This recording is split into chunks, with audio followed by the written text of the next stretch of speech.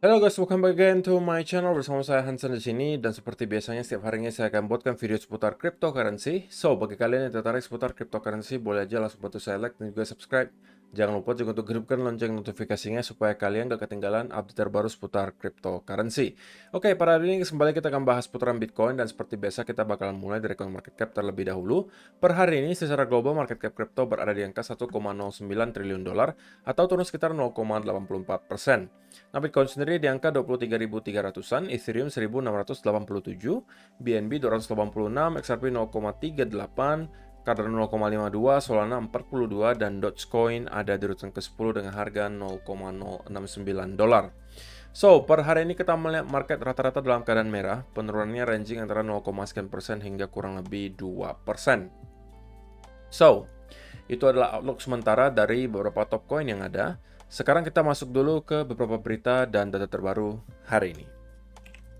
Nah, karena sekarang kita sudah di awal bulan lagi guys, kita bakalan cek nih Bitcoin monthly returns-nya. Kita udah di tanggal 1 Agustus lagi. Kalau kita lihat gitu ya, dari segi perbandingan antara tahun lalu dengan yang sekarang, itu sebenarnya terjadi banyak sekali kesamaan guys, kecuali di bulan Januari ya, kalau kalian perhatikan. Sisanya kita masih mengikuti persis dengan yang terjadi di 2021, di mana bulan Februari dan Maret itu hijau, April, Mei, Juni itu merah, sedangkan Julinya hijau gitu ya. Nah, kalau misalnya kita lihat untuk data tahun lalu, itu bulan Agustusnya hijaunya lumayan tebal ya guys, 13,8% di tahun 2021. Nah, apakah di tahun ini kita juga akan mengulangi hal yang sama? Ya, who knows gitu ya, mudah-mudahan terjadi. Dan itu berarti bisa membuat Bitcoin yang ngerites ke kurang lebih angka 28 sampai 30 ribu. Kalau misalnya kita anggap kenaikan 10% dari sini gitu ya, atau 15% misalnya. Sekarang kan harganya kurang lebih 23 ribu. Ya berarti nyampenya 26, 27 gitu ya. Kalau terjadi kenaikan sebesar 10%. Ya, kita bakalan lihat lah nanti apa yang terjadi berikutnya dari segi price action. Gitu ya. Nah, itu yang pertama. Nah, yang berikutnya ini menurut saya adalah sebuah survei yang cukup menarik ya guys. Disampaikan di sini, nearly 75% of retailers plan to accept cryptocurrency payments within the next 2 years. Jadi untuk 2 tahun ke depan diekspektasikan gitu ya. Ini sesuai dengan surveinya saja. Dilakukan survei ada sekitar 2.000 senior eksekutif dari para retailer, mulai dari sektor kosmetik, elektronik, fashion, dan lain sebagainya. Rata-rata dari mereka menyatakan bahwa mereka siap gitu ya untuk menerima cryptocurrency sebagai alat pembayaran. Tapi tentunya datang dengan beberapa syarat gitu, bahwa pertama, ya mereka lebih prefer kalau sudah ada regulasinya biar lebih jelas dan lebih aman. Gitu ya. Yang kedua, mereka itu lebih prefernya kita seperti sistemnya gini. Mereka menggesek gitu ya, kemudian bayarnya pakai kripto, tapi langsung di-convert dari third party-nya atau pihak ketiganya, di-convert langsung menjadi US dollar. Jadi mereka nggak mau nge-hold kriptonya, mereka menerima gitu ya, menerima pembayaran melalui kripto, tapi langsung pengen di-convert melalui pihak ketiganya langsung ke US dollar misalnya. Jadi mereka terimanya nanti dalam bentuk langsung fiat, bukan lagi cryptocurrency. Nah, mereka pengennya seperti itu.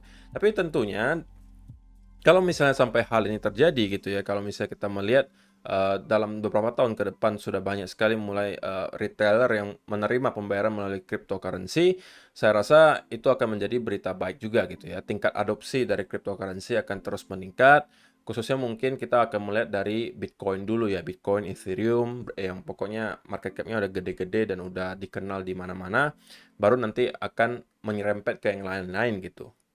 Oke, jadi ini adalah awal mula. Kita ini sedang menjalani fase-fase di mana adopsi kripto itu lagi terjadi, guys. Adopsi awalnya. Oke.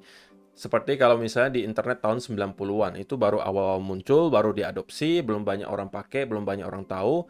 Tapi justru saat-saat itulah, kalau misalnya kalian berinvestasi di perusahaan-perusahaan teknologi, itu adalah saat-saat terbaik gitu. Lagi murah-murahnya semua. Karena belum banyak orang pakai gitu. Nah, sekarang kripto juga melalui fase yang sama. Jadi ya mudah-mudahan gitu ya, sampai nanti kripto sudah benar-benar diadopsi, kalian masih tetap bertahan dengan investasi kalian yang mulai dari sekarang. Harusnya pada saat itu terjadi, kita udah melihat harga kripto rata-rata udah pada mahal semua, mungkin terutama Bitcoin dan Ethereum. Gitu ya. Dan ini terjadi nggak bakal lama lagi kok guys. Kita melihat adopsi itu terjadi udah dari tahun lalu sebenarnya. Oke, negara-negara juga udah mulai mengadopsi Bitcoin, ada juga sudah perusahaan-perusahaan besar mulai nyemplung ke Bitcoin, dan sekarang kita melihat sudah banyak orang mulai mengenal gitu cryptocurrency, dan para retailer terlihat juga udah siap untuk menerima cryptocurrency sebagai pembayaran, asal dengan syarat-syarat tertentu yang tadi udah saya sebutkan. Gitu ya. Jadi itu adalah berita selingan saja untuk kalian. Dan sebelum kita masuk ke chart, saya pengen ingatkan lagi untuk kalian yang pengen trading, mau beli spot, atau mau trading futures, atau mau copy trade, mau beli NFT, mau staking, dan lain sebagainya. Semua fiturnya sudah bisa kalian dapatkan di Bybit. Dan kalau misalnya kalian mendaftar di Bybit menggunakan link yang saya sediakan di kolom description box di bawah, maka kalian akan berkesempatan untuk memenangkan hadiah hingga 4.000-an dolar. Jadi kalau misalnya kalian tertarik, silakan kalian klik langsung saja link yang ada di kolom description box di bawah untuk mendaftar. Karena di Bybit, kalau kalian trading future, ini adalah salah satu chart yang menurut saya paling stabil gitu ya. Dan itu adalah salah satu hal yang signifikan ketika kalian trading di crypto. Kalian nggak pengen ketemu dengan exchange yang chartnya itu abal-abal gitu guys. Alias banyak wick-nya atas bawah yang bisa meliquid kalian. Gitu ya. Jadi silakan kalau misalnya kalian tertarik, daftar aja langsung di link yang ada di kolom description box di bawah. So, itu adalah beberapa data dan berita hari ini yang pengen saya sampaikan untuk kalian. Sekarang kita masuk langsung ke chartnya Bitcoin dan kita mulai dari weekly chart terlebih dahulu. Nah, menariknya guys, pada akhirnya kita melihat Bitcoin mampu reclaim kembali area 200 week moving average.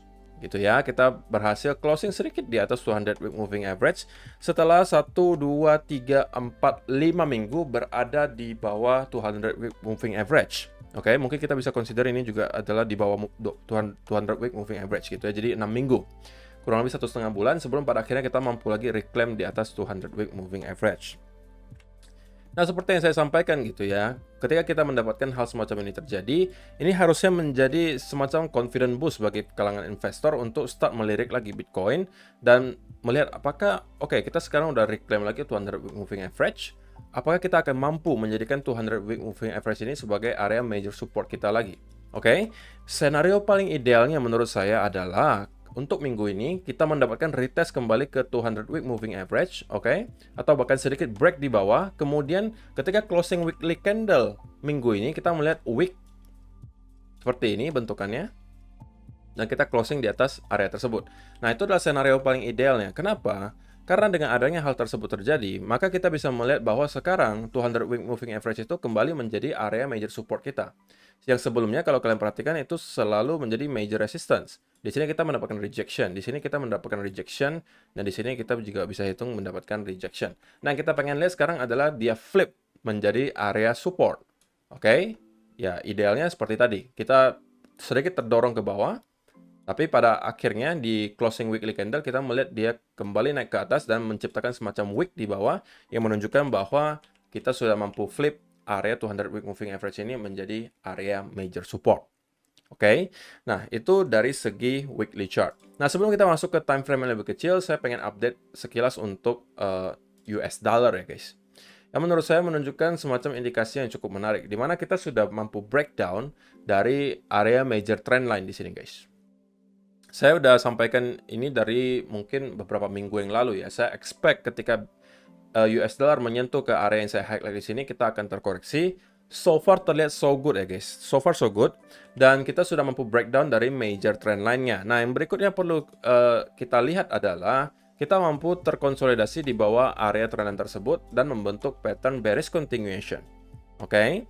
Saya pengen ngelihat dia membentuk semacam corrective move ke atas. Oke. Dan dari sini kita kemungkinan akan mendapatkan second leg ke bawah. Nah, yang paling tidak ideal adalah kalau misalnya kita ternyata tiba-tiba di-pump lagi ke atas dan kemudian masuk kembali ke sini, ya berarti ini kita consider sebagai fake out. Dan ini menurut saya adalah pertanda yang cukup besar bahwa kita kembali kemungkinan akan menyentuh lagi ke area high sebelumnya di sini. Oke, kalau ini yang terjadi. Tapi kalau ternyata kita naiknya atau koreksinya di sini dalam bentuk corrective move ke atas, ini adalah skenario paling idealnya dan kita kemungkinan akan menuju ke target kita, oke, atau target saya pribadi. Kita cek berapa. Kalau kalian yang udah nonton video sebelum-sebelumnya harusnya udah tahu ya ketika kita bahas US dollar itu adalah kurang lebih berada di sekitaran area 102 sampai 101 dolar di sini. Oke, karena di sini adalah area Fibo 0,382-nya. Saya rasa target utamanya bisa nyampe ke sini. Oke, antara kita membuat satu lagi up movement untuk menjemput stop loss di sekitaran sini dan kemudian dibanting lagi ke bawah, atau dari sini kita akan mendapatkan koreksi yang nyampe ke sekitaran 0,382. Oke, tentunya kita juga harus selalu evaluasi apakah ketika penurunan tersebut terjadi di sini, itu kita masih mempunyai volume yang cukup untuk mendorong sampai ke sana, ataukah kita hanya bisa nyampe ke sekitaran area di sini, kemudian kita sudah mendapatkan ada indikasi bahwa para bear sudah kehilangan tenaga, dan kita sudah mendapatkan ada indikasi bahwa kita akan kembali reversal, maka dari sana mungkin kita akan kembali evaluasi lagi. Oke, apa skenario selanjutnya yang bakalan bisa terjadi di US dollar, gitu ya. Jadi kalau misalnya kita terus melanjutkan tren di sini menurun, ya tentunya ini akan berdampak baik ke stock market maupun crypto market. Sedangkan untuk stock market juga masih sesuai dengan skenario yang kemarin kita sampaikan bahwa di S&P 500 saya expect minimal dia akan kembali nge-retest area yang saya highlight di sini sekitar 4.100, dan saya pribadi expect juga di sekitaran sini kita akan mendapatkan konsolidasi ya, minimal ada sekitaran sideways movement selama beberapa hari. Ini juga sejalan dengan kalau misalnya kita lihat dengan US dollar tadi, kita juga expect minimal ada corrective move sedikit ke atas, mungkin terkonsolidasi sedikit sebelum pada akhirnya leg berikutnya ke bawah. Nah, kalau kita melihat leg berikutnya ke bawah di US dollar, maka kemungkinan besar US stock market juga akan mendapatkan dorongan kembali ke atas dan menyentuh ke area major trendline di sini. Oke, dan dari sini kita kemungkinan besar menurut saya akan mendapatkan semacam rejection. Oke, jadi itu adalah outlook saya untuk DXY dan juga US dollar. Nah, sekarang kita langsung masuk aja ke Bitcoin. Kita lihat ke time frame yang lebih kecil gitu ya. Nah, jika kalian perhatikan gitu ya, sebenarnya kemarin kita udah tahu ya, kalau kita mendapatkan ada corrective move gitu ya, setelah fake out yang terjadi di sini. Oke, kita kemudian mendapatkan corrective move. Dan saya sampaikan di video kemarin, guys, dengan adanya hal ini terjadi, maka saya cenderung melihat bahwa Bitcoin akan probability-nya lebih besar untuk kembali mendapatkan koreksi terlebih dahulu. Nah, kita persis mendapatkan hal tersebut terjadi, guys. Oke, nah kalau kita perhatikan sekarang, kita sebenarnya kemarin ke-reject dari trendan di sini. Oke. Dan kita udah nyampe ke sekitaran 23.300-an, which is kalau misalnya kalian lihat dari segi Fibonacci retracement, maka ini sudah dekat dengan 0,382-nya. Nah, kalau misalnya kita melihat US dollar terkoreksi ke atas dan membentuk corrective move, maka kita bisa melihat Bitcoin terdorong hingga ke kurang lebih 0,5 atau bahkan 0,618 di sini. Oke. Kita bakalan lihat dan cek gitu ya, kira-kira bisa nyampe yang kemana. Lalu konfirmasinya apa? Kalau misalnya kita sudah akan berbalik arah, kemungkinan menurut saya adalah trendline yang tercipta di sini. Oke, nah kalau misalnya ternyata kita sudah mampu break dari trendline tersebut dan kemudian menciptakan bullish continuation pattern, dan dari sini ini sudah bagi saya cukup gitu ya untuk mencari setup buy lagi, dan mungkin saya carinya sampai dorongan ke minimal ke 25 ribuan di sini. Oke. Tapi sebelum kita mampu melakukan hal tersebut, maka kita cenderung akan kembali terkoreksi lagi gitu ya ke beberapa area yang tadi saya sebutkan. Sekarang kita sudah dekat dengan area 0,382. Berikutnya tentunya 0,5 dan 0,618. Saya rasa 0,5 Fibonacci retracement ini akan menjadi area yang sangat krusial gitu guys. Karena kita melihat di sini walaupun selain ada Fibonacci retracement 0,5, di sini juga kita mendapati adanya area major support. Oke, sebelumnya di sini juga major support, di sini resistance, oke, di sini juga resistance, di sini juga resistance. Jadi ini ada area yang cukup signifikan menurut saya. Yang menurut saya, kalaupun kita wick sedikit ke bawah itu make sense ya guys. Jadi tapi saya rasa kemungkinan besar kita akan mendapatkan at least semacam bounce dari sini. Kalaupun itu hanya untuk retrace lagi dan kembali down, tapi minimal menurut saya akan ada bounce di sekitaran 0,5 Fibonacci retracement di sini. Oke, jadi itu adalah pandangan saya pribadi untuk sekarang. Senario paling idealnya kalau kita pengen ngelihat kita reverse dari 0,5 di sini adalah kita mendapatkan satu atau dua move lagi ke bawah. Dan kemudian kita udah mulai melihat ada bullish divergence tercipta di indikator RSI. Kemudian kita juga melihat tiba-tiba ada volume spike yang terjadi dan kita melihat ada dorongan yang impulsif dari buyers. Kemudian kita break di atas trend line. Dan dari sini kita tinggal cari bullish continuation pattern-nya. Dan ini menurut saya adalah setup bagi saya untuk kembali masuk. Oke, tapi sebelum semua syarat tersebut terpenuhi, maka saya masih bisa melihat Bitcoin untuk terus terkoreksi ke sekitaran area yang tadi saya sebutkan. Oke, jadi itu aja sih outlook-nya untuk hari ini guys. Semoga bermanfaat untuk kalian semua. Sekali lagi, dengan keadaan market seperti ini, jangan sampai kalian terlalu over leverage, guys. Hal paling penting yang kalian perlu lakukan sekarang adalah protect capital kalian, protect modal kalian. Jangan sampai kalian loss terlalu banyak. Oke, apalagi kalian merupakan seorang trader, jadi jagalah risk management kalian. Oke, so terima kasih yang sudah menonton sampai selesai. Semoga bermanfaat video hari ini dan kita akan bertemu lagi di video yang berikutnya. Bye bye.